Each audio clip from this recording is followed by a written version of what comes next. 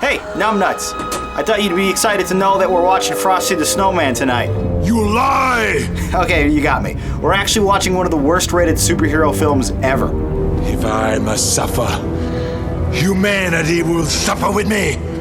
I will blanket the city in endless winter. First, Gotham.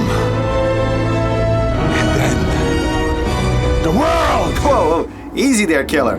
I thought maybe we could just start off with a harmless movie review. Yes. Because after all, this is movie night.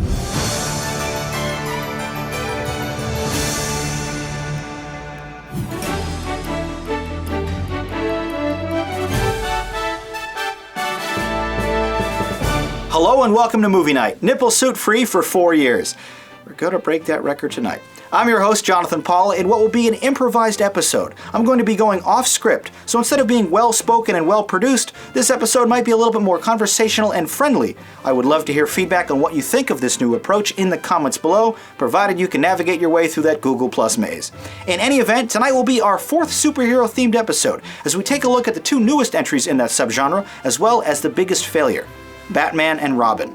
Released on June 20th, 1997, this $140 million sci-fi action comedy mess still managed to make $100 million in profit. Directed by Joel Schumacher, the 4th live-action Batman film stars George Clooney in the title role, in what is perhaps the most miscast role in the history of cinema. He does his hammiest job taking over as the Caped Crusader, who delicately tries to battle evil without ever killing anyone. Alongside him is Chris O'Donnell, Alicia Silverstone, and Uma Thurman, who do a half-decent job with the terrible material, but honestly, there's no saving this poor script writing. This time around, it's top-billed Arnold Schwarzenegger, featured as perhaps the most cringeworthy, no, absolutely the most cringeworthy and ridiculous movie villain ever portrayed. But there's an undeniable amount of earnesty and fun behind it, which is why you're able to kind of snicker and go along with it. Like when he introduces himself by saying, "Allow me to break the ice. My name is Freeze. Learn it well, for it's the chilling sound of your doom."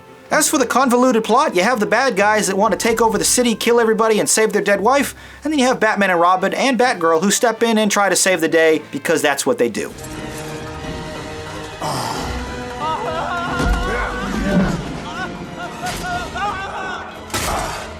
Thanks.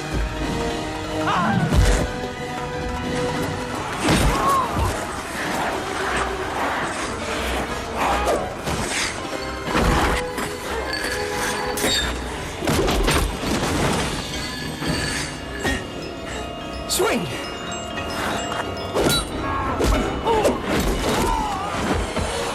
I got mine.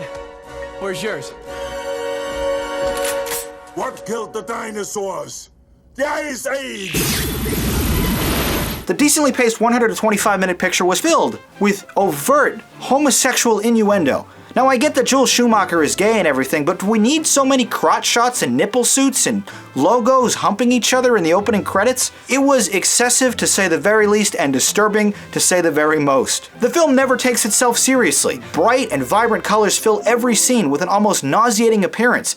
The visuals here resembled a Nickelodeon advert that vomited everywhere. And almost every line of dialogue in this film ends on a pun or a joke or some sort of eye roll. The actors fly through the air after getting punched like they're tied to invisible string. Probably because they were. And the entire thing is campier than a Boy Scout jamboree. Like all Batman films though, this one suffers from having too many villains. The film doesn't know what to do with them. Instead, they just hang around and talk to each other and try to come up with an evil plan to thwart Batman, when at the end of the day it's just, kill him. Really? That's what you came up with? Just kill him? I get that the DC source mythos is extensive, but maybe next time go easy and focus on one villain and really develop him, because Arnold Schwarzenegger's Freeze really wasn't that great. From the cartoon sound effects that feel totally out of place to a romantic subplot that is entirely abandoned, this movie feels half-finished and completely inconsistent with what it's trying to accomplish. And aside from the nipply points, the costumes are great, the special effects are really sharp, and the model work and music is all pretty good. Schumacher was reportedly pressured by the studio to make this entire movie more toy-friendly, and it shows. None of the bad guys actually get killed, there's no real consequences for anyone involved, and the entire PG-13 rated film looks like it was filmed under a blacklight. Cheesy as all hell, and not likely something I'd watch again, this film has its detractors for a reason, but there's a certain innocent amount of fun to it that makes it interesting to watch if you ignore the fact that it crapped all over the Batman franchise. I don't hate this movie, but I can understand why other people do. Now, I'm not saying this is a good film by any measure, but perhaps it's not the worst ever made. I, for one, thought Batman and Robin was poorly directed camp, but amusing. Now let's see what you had to say about this picture in the YouTube comments.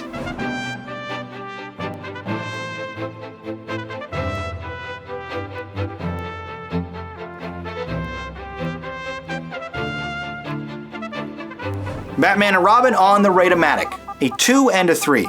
Every single one of you hated the cheese factor and the puns, and generally everything Schumacher brought to the movie as a director, you thought this movie was bad. I was a little less harsh than you, but I can understand your criticisms. But at the end of the day, I was passably entertained by it all, so I can't give it the lowest scores. I thought it was lame. Now for tonight's poll question, what is your favorite movie villain? If it's Mr. Freeze, I'll be surprised. If it's anything else, leave your response in the comments below. Next up tonight, let's talk about Man of Steel. The latest live-action adaptation of Superman, released on the 75th anniversary of that comic, managed to gross 3 times its $225 million budget. Zack Snyder directs the 143-minute epic, which, by all accounts, is a sloppy, convoluted, and complicated mess that still manages to entertain every step of the way. Henry Cavill stars as the title character as we see his origin story on Krypton as a baby and blasted off to small-town Kansas where he becomes the most powerful humanoid on the planet. While I'm not a fan of all American superheroes being played by English actors, Cavill does a great job in the title role, perfectly balancing that seriousness and sly likability. Amy Adams, Michael Shannon, Diane Lane, Russell Crowe, Kevin Costner, Christopher Maloney, Richard Schiff, and Lauren Fishburne round out the gigantic supporting cast, most of which turn in fine performances, except for Amy Adams, who felt out of place in most scenes and appears later as a convenient love interest just because the plot requires it. The action-packed cold open gives us explosive glimpses at Krypton, Superman's homeworld, as it's ravaged by disasters and earthquakes from within. And it's in these scenes that we get to see Shannon's intense determination to save the planet and later his motivation on becoming the villain, in a role he absolutely nails. The PG-13 rated film keeps itself emotionally grounded, as it balances between flashbacks of a young Clark Kent dealing with childhood struggles and Cavill dealing with superhero powers in modern-day society. While Costner warns his adopted space baby, people are afraid of what they don't understand, Crowe is meanwhile encouraging his son to use his force for good and represent an ideal. It's this interplay between the two father figures that gives audiences a better understanding of the Superman character than ever before. So when the evil Michael Shannon arrives on Earth to capture Superman dead or alive, or destroy Earth in the process, you appreciate the stakes that much more. While I have nothing against Hans Zimmer's score, John Williams' iconic theme is sorely missing from this picture. When the ignorant US military foolishly captures the title character, he coyly says in a powerful interrogation scene, "Let's put our cards on the table," to clearly indicate that he is cooperating not by force, but because he's just polite. And inherently that's why we all love the Man of Steel. He's the ideal embodiment of heroism. But is it necessary that every single fist fight he gets into has to destroy a building in the process? The biggest issue I had with this movie is the fact that during the climax, Superman and Zod destroy every building and structure in Metropolis. His neglectful actions likely result in the death of hundreds of thousands of people. It is something that is never addressed in the film and not anything audiences can ignore. Although he could have eased up a bit on the annoying product placement, director Zack Snyder does a good job of intensifying these ridiculous fights with quick camera moves and loud sound effects. The slowly paced action film crescendos into a loud and visual orgy. The special effects here are incredible, but the action sequences are so far removed from reality, they are devoid of tension or dramatic elements. They become nothing more than meaningless cartoon fights. You have two immortals battling each other between a rock and a hard place. Neither of them can defeat each other, so what is the point? And when the flying spandex-wearing aliens aren't killing each other, the movie is far too serious for its own good. It could definitely use the Marvel treatment and just throw in a few jokes here and there. I definitely enjoyed any sequence where the military was trying to cooperate with Superman. The dialogue there was really interesting and fun to watch unfold. Are you the ranking officer here? I am. General Zod would like this woman to accompany me. You asked for the alien. You didn't say anything about one of our own. Shall I tell the General you're unwilling to comply? I don't care what you tell him. It's all right. I'll go.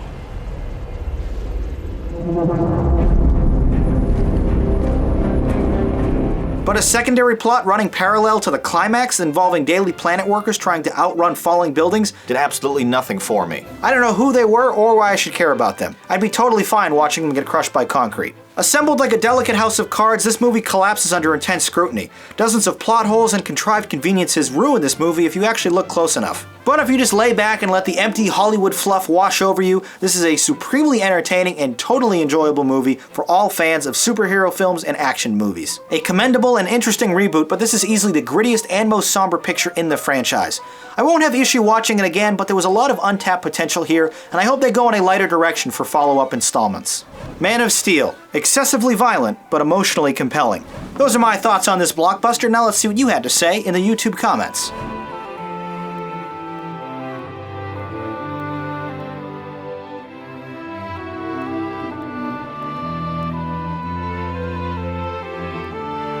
Let's take a look at Man of Steel on the Ratomatic. A double 7. Somewhat controversial opinions on this one, with people rating it everything from a 10 to a 2. You thought the movie was all over the place, but still had a good time. Your scores averaged to a cool.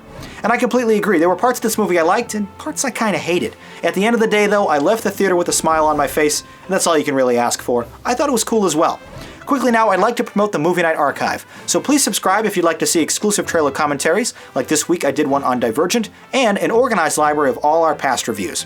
Finally tonight, let's review Thor: The Dark World. Released on November 8th, 2013, this is the latest in the long line of Marvel superhero live-action films and does a tremendous job in entertaining like all the rest. At 112 minutes long, director Alan Taylor has produced a decently paced and fun film with plenty of laughs and great action set pieces. The big, brawny, and handsome Chris Hemsworth returns as Thor in a movie that doubled its $170 million budget inside of a week. The Australian actor does a great job throwing punches, delivering jokes, and being romantic with his extremely attractive co-star Natalie Portman, who also returns in a co-starring role. Alongside them is Tom Hiddleston, Anthony Hopkins, Stellan Skarsgård, Idris Elba, Christopher Eccleston, and Kat Dennings, all of whom do a fantastic job in each of their respective roles. And while I could have done with less of Kat Dennings' obnoxious jokes and more of what she's best known for, it was great to see more of Hiddleston as the main villain, eating the scenery in every scene with these delicious lines and puns. He's so brilliant as the adopted son of Asgard, you want to see more of him every time he's not on screen, especially after he eases Thor's doubts by claiming, "You can trust my rage." I think you missed a column. Shut up!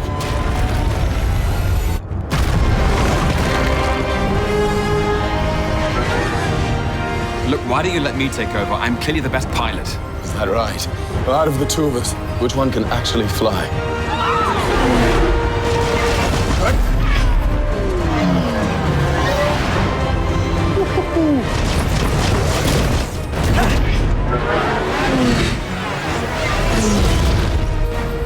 Not a word.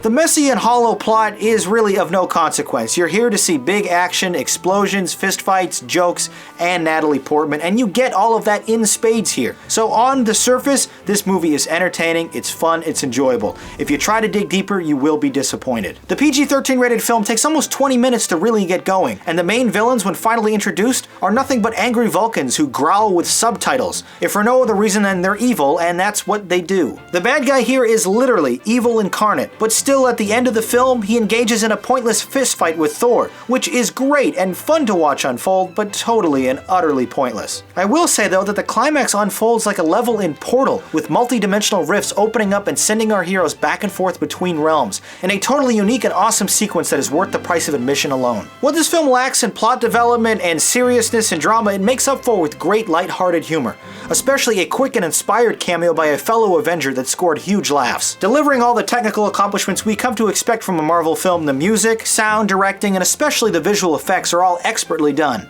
With some high points and low points, this movie definitely ended on a bang and has me excited to see where the franchise will go next. But again, I'm disappointed that this film wasn't able to live up to the entertainment value of the Avengers. For some reason, the individual entries in the Marvel Universe just haven't been as good. Thor: The Dark World. Thoroughly enjoyable despite lackluster villain. Now let's see what you had to say about this Marvel movie in the YouTube comments.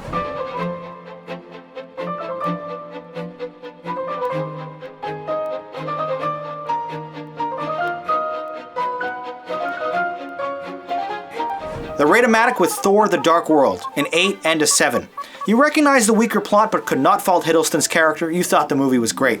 And I agree, he is the chief reason I'll go back and rewatch this someday. But for now, it left me wanting more. I'm excited to see what they do with the third movie. Until then though, I have to rate this a cool. Finally tonight, let's take a look at what you're saying about other movies currently playing in theaters with some of your tweet critiques.